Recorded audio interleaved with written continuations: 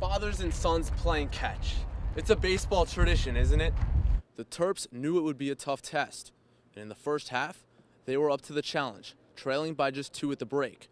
The game is played with a small soccer ball, a stick with a paddle on one end, and a lot of slipping and sliding. Behind me is M&T Bank Stadium. Also behind me, 4 feet of snow, 4 weeks after the blizzard.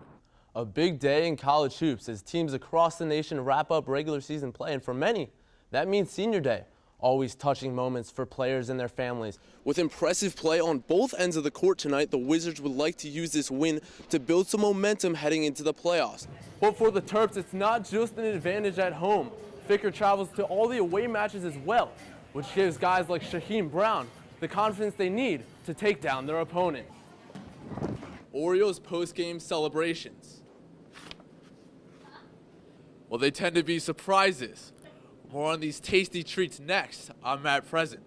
Maryland Newsline starts now. Late first quarter off a careless Johns Hopkins turnover. Maryland on the run. Great ball movement here, and Matt Rambo, the finish. Extends his scoring streak to 11 games. Terps up 3-1. Over a minute later, Joe Locascio feeds a wide open Brian Cole in front. The fake and the finish. Terps lead 6-4 at the half. Harvey, meanwhile, he was dealing. Michael Taylor, see you later. Bryce Harper, sit down. Harvey had 9 Ks on the day. Mets win it 6-3. And after having their season cut short, the Cats have a lot of decisions to make this offseason. We'll hear from one of the potential free agents when Geico Sportsnet Central returns. The Terps knew it would be a tough test. And in the first half, they were up to the challenge, trailing by just 2 at the break. But second half foul trouble and struggles from the field led to a 22-8 rebounding differential in the second half. And in the end, the number 1 overall seed Kansas advances to the Elite 8, defeating the Terps 79-63. In the second half, we had to play difficult lineups because we were in foul trouble. So guys had to scramble and do this and do that, and it just made it tough for us to get rebounds because everyone was scrambling. They're strong bodies. They attack the glass. They boxed out on the offensive end and defensive end. And we just couldn't get around. Wish we were still playing, but lost to a great team. We had a lot of open looks. They just didn't make them tonight. You got to give them a lot of credit. There was like a 4-minute span there in the second half where they were just terrific. And we couldn't come back from that. I feel like they made every single play down the stretch, found an open guy and different things like that. And like I said, the good thing is we lost to a really good team, a team that could possibly win this whole thing.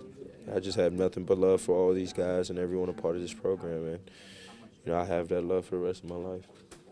The season certainly still a success. The Terps made their first Sweet 16 since 2003. The question going into the offseason, who will return? Jake Layman and Rashid Suleiman both set to graduate, and the other 3 starters, all big names on NBA draft boards. But for now, this team just wants to be remembered as winners. From Louisville, Matt Present, CNS TV. Fathers and sons playing catch. It's a baseball tradition, isn't it? But for the Chef boys, it's been a little more than that. The opportunity to grow up in a college dugout, and for John Michael to be a part of this dog pile last year in Columbia.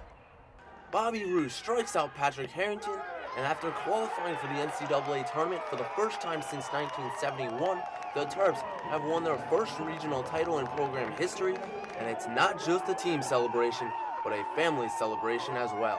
Pretty special. Actually, technically, I wanted to make sure he wasn't going to be on the bottom of that pile.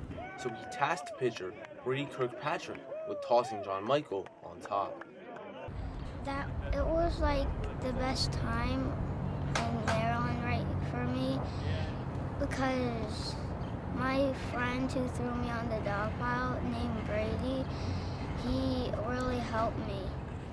John Michael is the bat and ball boy and gets to see the action right beside Dad and his squad.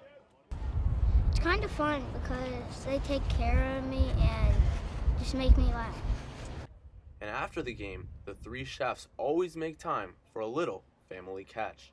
I do think it's important, to lay some groundwork so that they have as good a habits as they can have when they're young.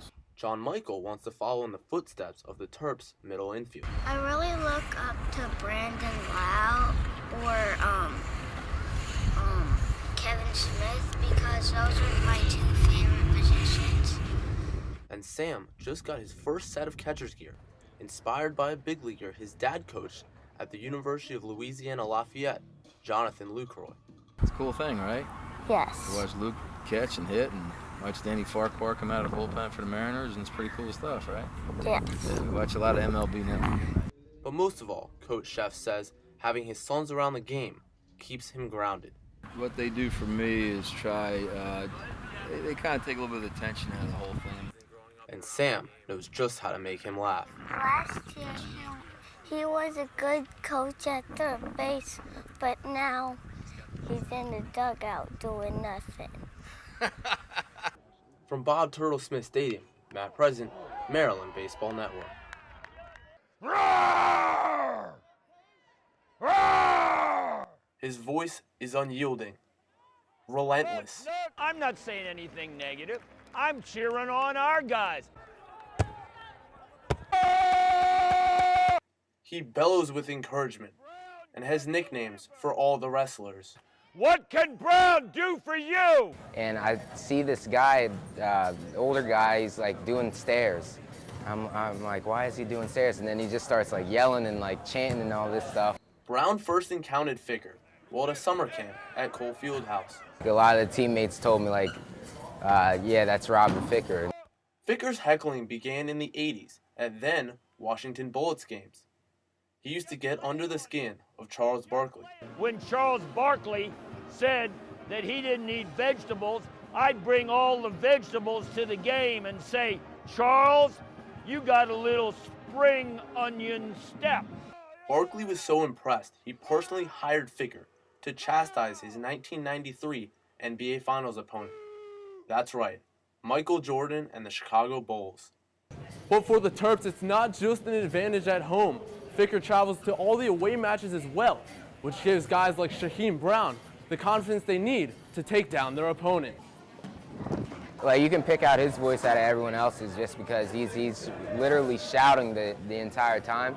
Some people like him, some people don't. I know our guys like to have that energy. Steamroller Mascola, you got any potholes in Iowa? He'll fill them in. You want your driveway fixed? Steamroller Mascola will fix it. As a local defense attorney, Ficker knows how to sell himself to a jury. And in this courtroom, he hasn't lost one yet.